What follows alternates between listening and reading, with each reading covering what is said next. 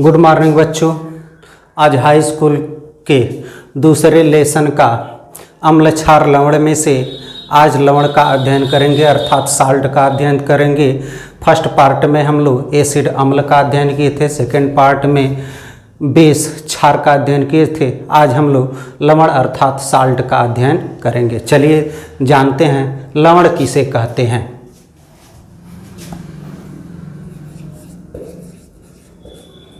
लवण salt, salts.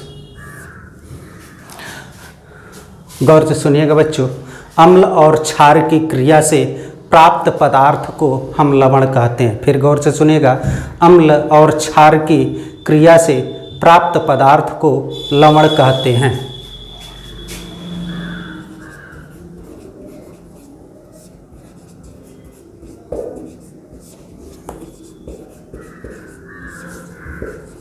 क्षार की क्रिया से प्राप्त पदार्थ को लवण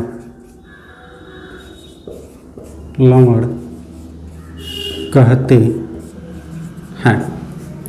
गौर से सुनिएगा, लवण किसे कहते हैं एक बार और बता रहे हैं। अम्ल और क्षार की क्रिया से प्राप्त पदार्थ को लवण कहते हैं। जैसे अगर देखना चाहे तो ये हमारा अम्ल है और ये हमारा क्षार है, दोनों की क्रिया होगी तो हमको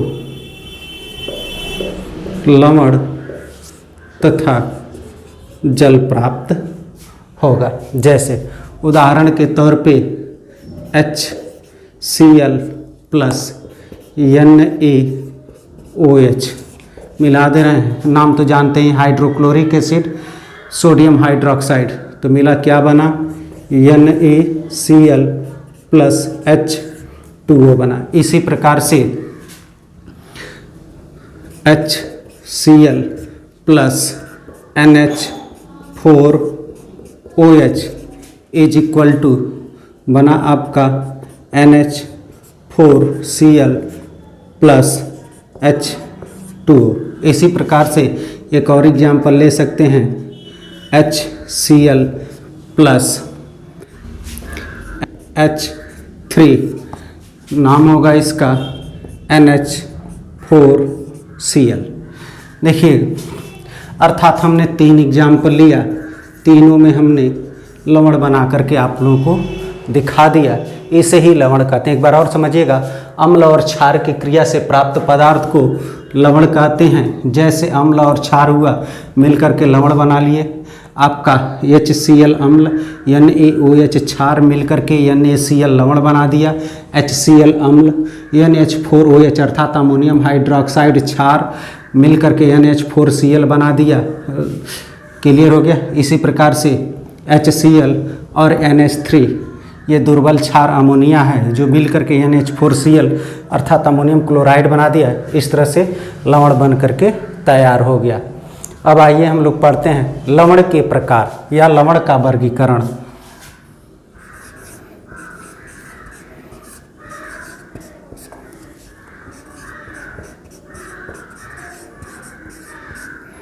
लवण का वर्गीकरण, classification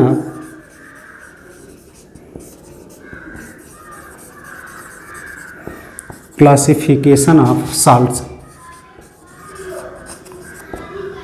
classification of salts. Number 1 सामान्य लवण।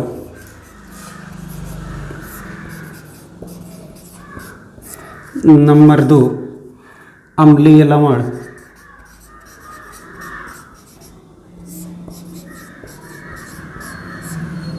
नंबर 3 क्षारीय लवण। नंबर 4 मिश्रित लवण।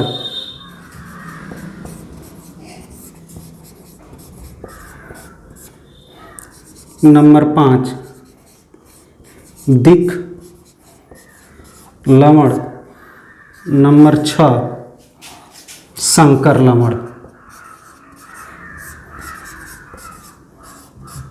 इस प्रकार कुल 6 प्रकार के लवण होते हैं। नंबर 1 सामान्य लवण, नंबर 2 अम्लीय लवण, नंबर 3 क्षारीय लवण, नंबर 4 मिश्रित लवण, नंबर 5 दिक् लवण, नंबर 6 संकर लवण। अब इनका एक एक करके हम अध्ययन करते हैं। इसका स्क्रीनशॉट ले लीजिए।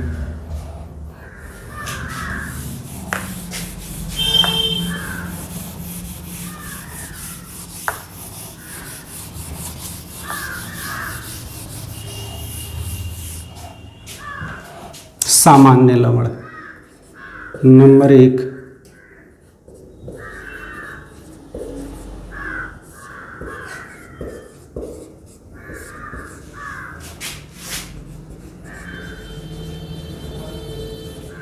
नॉर्मल या कॉमन साल्ट्स।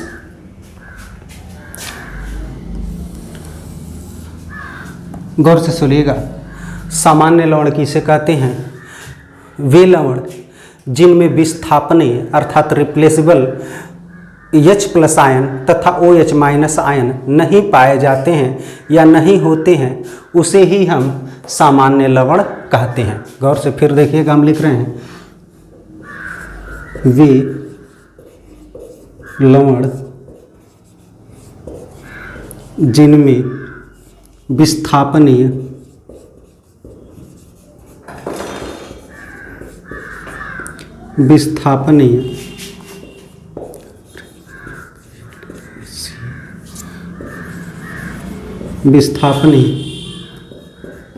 H+ आयन तथा OH- आयन नहीं होते हैं,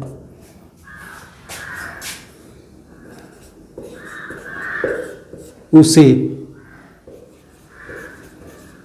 लवण कहते हैं।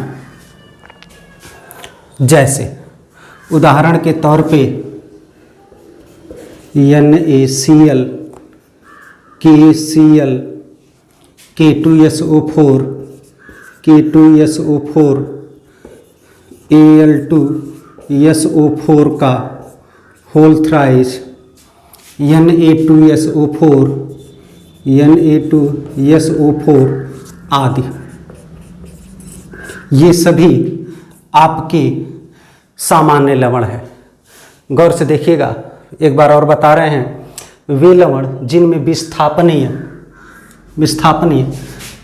H+ आयन तथा OH- आयन नहीं पाए जाते हैं, उसे हम सामान्य लवण कहते हैं। जैसे NaCl, KCl, K2SO4, Al2SO4 का होल थ्राइस, Na2SO4 आदि हैं। अब ये कैसे सामान्य लवण है? देखिए, क्या किसी में H आपको दिखाई दे रहा है, किसी में OH दिखाई दे रहा है? ये जितने हैं, किसी में आपको न H दिखाई दे रहा है न OH दिखाई दे रहा है, इसीलिए ये क्या है? सामान्य लवण है। क्लियर हो रहा है? जैसे मान लीजिए, अगर देखना ही चाहें तो हम इस प्रकार से देख सकते हैं, NaCl, अगर इसको हम तोड़ रहे हैं तो Na+Cl- आयन में टूट रहा है, इसमें ना ही H मिल रहा और ना ही OH मिल रहा है, इसीलिए क्या है? सामान्य लवण है। अब दूसरा आ जाइए, अम्लीय लवण। अम्लीय लवण एसिडिक साल्ट, एसिडिक साल्ट। गौर से समझिएगा, अम्लीय लवण किसे कहते हैं? वे लवण जिनमें विस्थापनीय H+ आयन पाए जाते हैं, उसे ही हम अम्लीय लवण कहते हैं। किसे अम्लीय लवण कहते हैं भैया? वे लवण जिसमें विस्थापनीय H+ आयन पाए जाते हैं, उसे ही हम अम्लीय लवण कहते हैं। जैसे परिभाषा हम लिख रहे हैं आपको, वे लवण जिनमें विस्थापनीय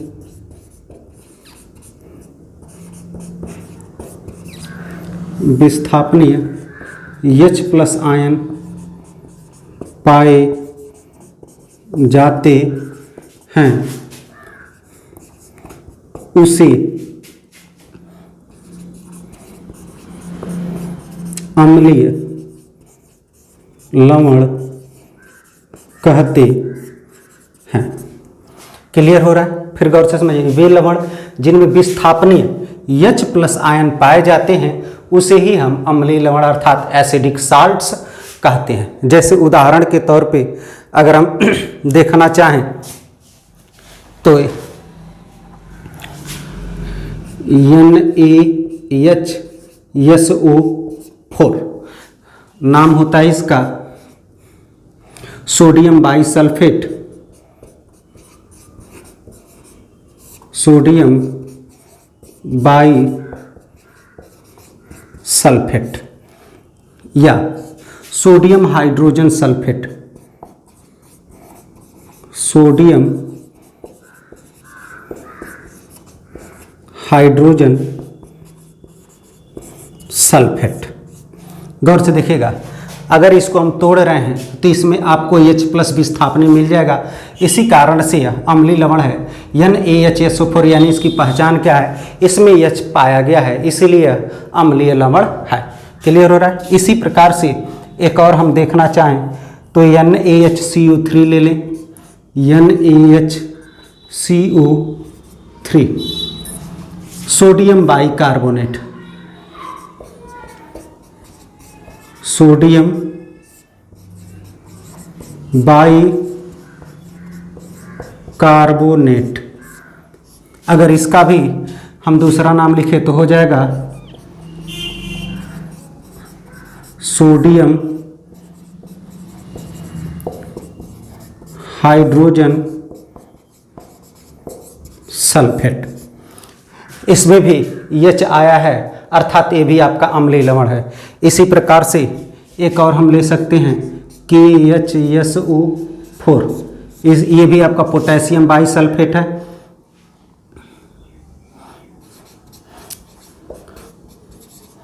पोटेशियम बाइसल्फेट है, ये भी पोटेशियम हाइड्रोजन सल्फेट इसका नाम लिख सकते हैं। पोटेशियम हाइड्रोजन सल्फेट अर्थात इसमें H प्लस विस्थापनीय आया, इसीलिए इसको हम अम्लीय लवण कहते हैं। ये दोनों आप लोगों को क्लियर हो गया होगा, तो स्क्रीनशॉट ले लीजिए एक बार। चलिए अब तीसरे नंबर पर चलते हैं।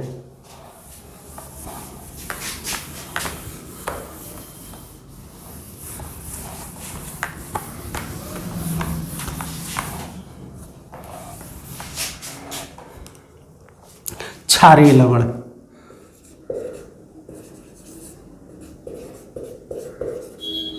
क्षारीय लवण, basic salt, basic salts, basic salts. अब जरा गौर से समझिएगा, बेसिक साल्ट्स किसे कहते हैं? वे लवण जिनमें विस्थापनीय OH माइनस आयन पाए जाते हैं उसे हम बेसिक साल्ट अर्थात क्षारीय लवण कहते हैं। फिर गौर से सुनिएगा, वे लवण जिनमें विस्थापनीय अर्थात रिप्लेसिबल OH माइनस आयन पाए जाते हैं उसे क्षारीय लवण कहते हैं। लिख रहे हैं परिभाषा, वे लवण जिनमें विस्थापनीय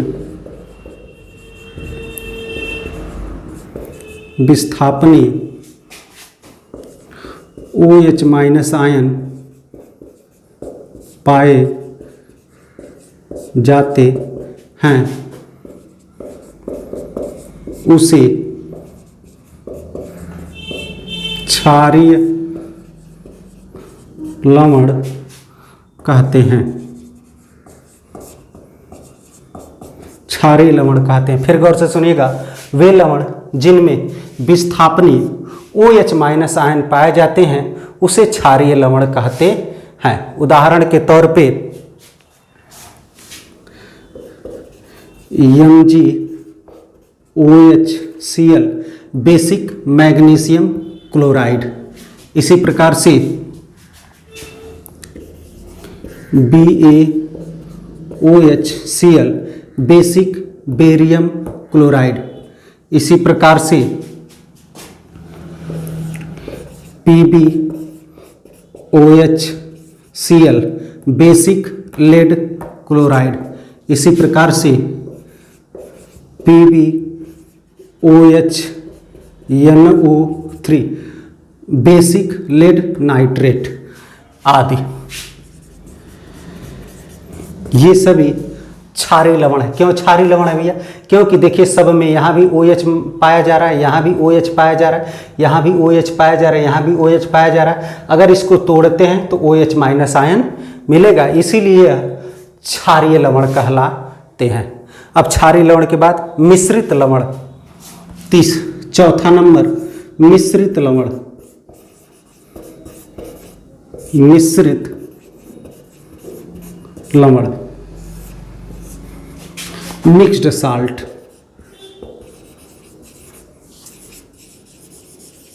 मिक्स्ड साल्ट गौर से समझिएगा, मिक्स्ड साल्ट किसे कहते हैं? वे लवण जिनमें एक से अधिक धनायन या ऋणायन अर्थात केटायन या एनायन उपस्थित होते हैं तो उसे हम मिश्रित लवण कहते हैं। फिर गौर से सुनिएगा, मिश्रित लवण किसे कहते हैं? जिसमें वे लवण जिसमें एक से अधिक धनायन या ऋणायन उपस्थित होते हैं उसे मिश्रित लवण कहते हैं। जैसे परिभाषा देखिए, वे लवण जिनमें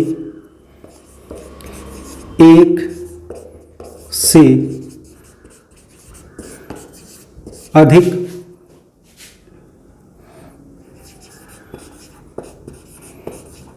धनायन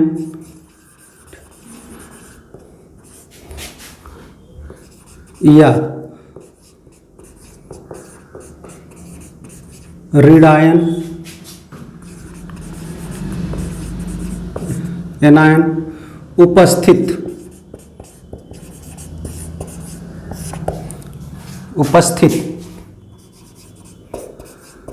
होते हैं उसे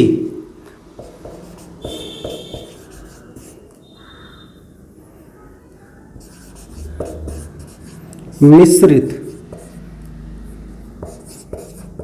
लवण कहते हैं।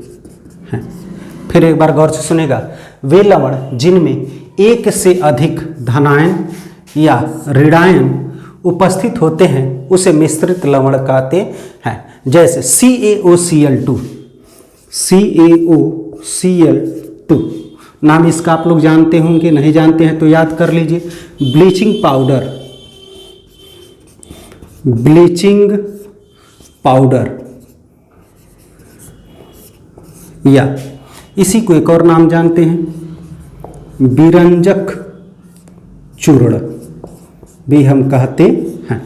क्लियर हो गया? अब देखिए इसमें किस प्रकार से एक या एक से अधिक धनायन या ऋणायन उपस्थित हैं। जैसे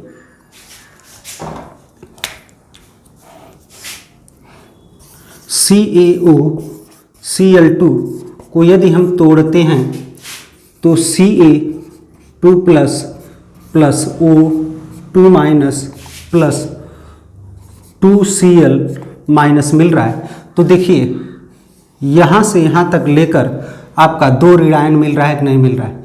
तो वही चीज़ आपको बता रहे हैं, एक से अधिक यानी ऋणायन मिल गया, इसीलिए आपका क्या ये कहलाया? मिक्स्ड साल्ट कहलाया, मिश्रित लवण कहलाया। इसी प्रकार से एक और एग्जाम्पल हम ले रहे हैं, sodium potassium sulphate. Sodium potassium sulphate, इसको हम देखते हैं, नाम लिख दे रहे हैं पहले, सोडियम पोटेशियम सल्फेट।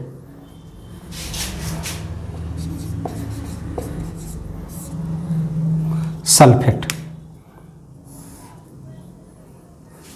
इसका नाम होता है। अब इसको एक बार हम देख लेते हैं, NaKSO4, यह टूटेगा तो Na प्लस प्लस के plus plus SO4 2 minus ion में यहाँ देखिए आपका इतना मिला, यानी एक से अधिक धनायन मिला कि नहीं मिला, यही आपको बोल रहे हैं, एक से अधिक केटायन मिला।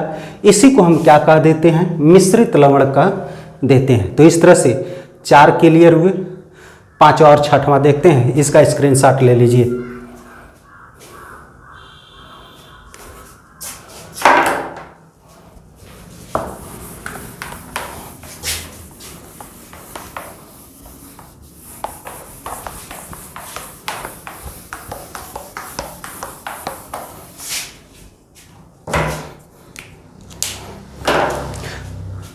पांचवा दिक लवण, दिक लवण अंग्रेजी डबल साल्ट, डबल साल्ट्स।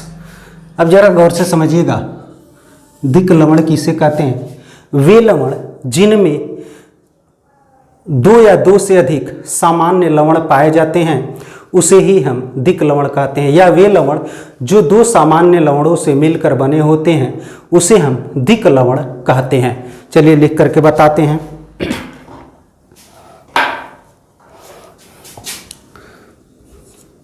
वे लवण जो 2 सामान्य लवणों से मिलकर बने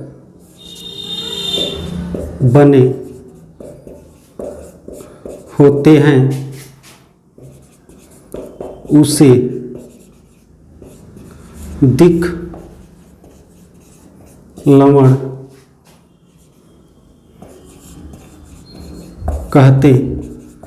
फिर गौर से सुनिएगा, वे लवण जो 2 सामान्य लवणों से मिलकर बने होते हैं उसे दिक लवण कहते हैं। जैसे उदाहरण के तौर पे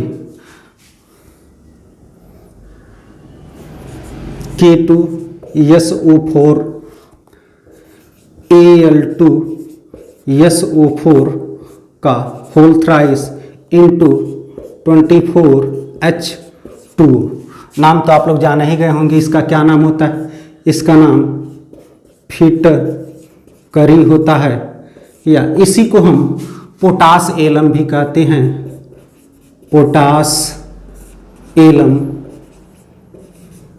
भी कहते हैं, या इसका रासायनिक नाम पोटेशियम एल्यूमिनियम सल्फेट होता है।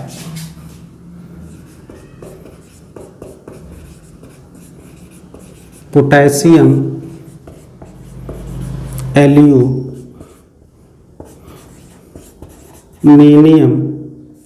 सल्फेट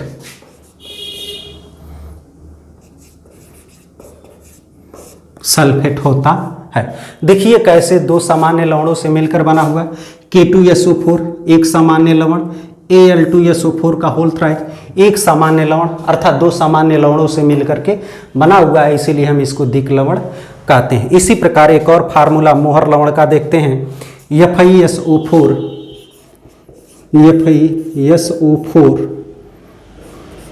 NaH4 का whole twice SO4 into 6H2O को हम मोहर लवण कहते हैं, मोहर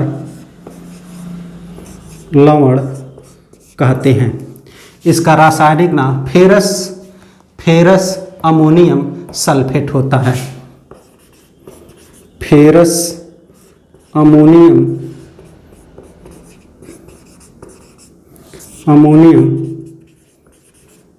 सल्फेट होता है। देखिए ये भी 2 सामान्य लवणों से मिलकर के बना हुआ है, एक सामान्य लवण आपका ये हो गया और एक सामान्य लवण आपका ये हो गया, अर्थात फेरस सल्फेट और अमोनियम सल्फेट से मिलकर के बना हुआ है, इसी को हम दिक लवण कहते हैं। अब आइए लास्ट हम लोग देखते हैं 6ठा नंबर संकर लवण। संकर लवण कॉम्प्लेक्स साल्ट,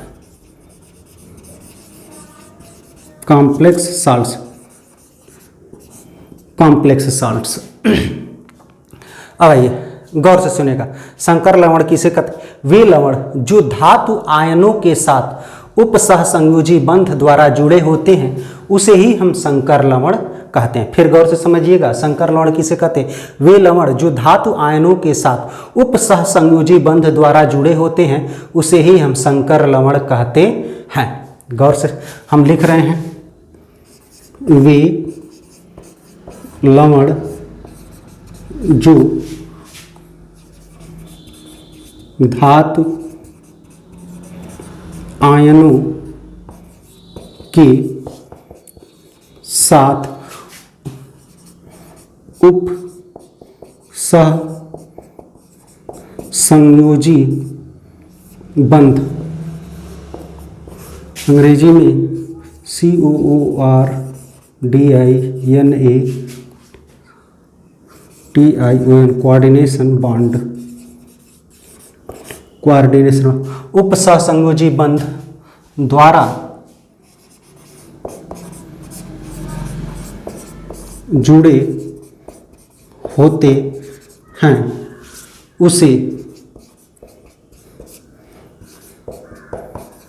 संकर लवण कहते हैं। उदाहरण के तौर पे जैसे K4 FeCN6 नाम होता है इसका, पोटेशियम फेरोसायनाइड। अब इसमें जरा गौर से देखिएगा, यही आपका धातु आयन है और इसी धातु आयन से ये आपका जो कंपाउंड है अर्थात इसको हम लिगेंड कहते हैं, यह उपसहसंयोजी बंध द्वारा जुड़ करके यौगिक बनाता है, लवण बनाता है, उसे ही हम संकर लवण कहते हैं। जैसे हम आपको बना करके दिखा रहे हैं, आपको यह आपका FeC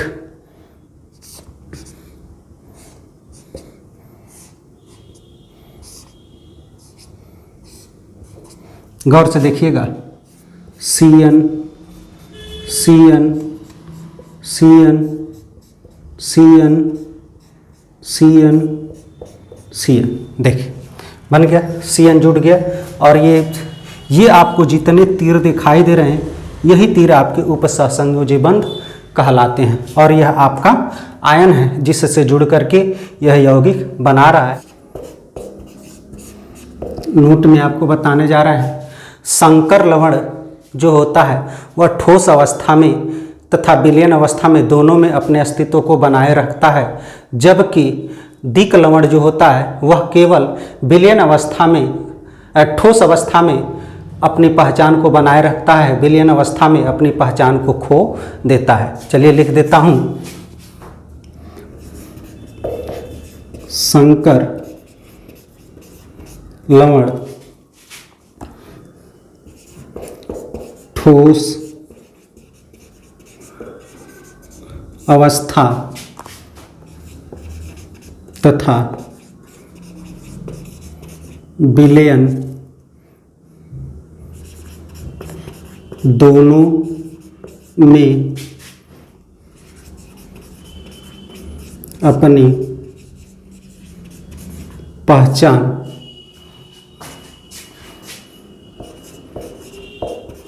बनाए रखता है। अर्थात इसका मतलब क्या हुआ, संकर लवण जो होता है ठोस अवस्था में रहता है तब भी उसको पहचाना जा सकता है और उसको यदि हम पानी में घोल दें अर्थात किसी विलयन में घोल दें तब भी उसको पहचान सकते हैं क्योंकि ये रंगीन होते हैं। क्लियर हो गया। इसी प्रकार से दिक लवण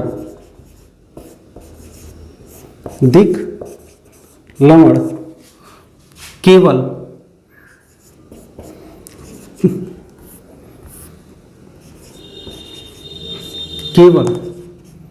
ठोस अवस्था में अपनी पहचान बनाए रखते हैं, विलयन अवस्था में नहीं, विलयन में नहीं। अर्थात इसका मतलब क्या हुआ?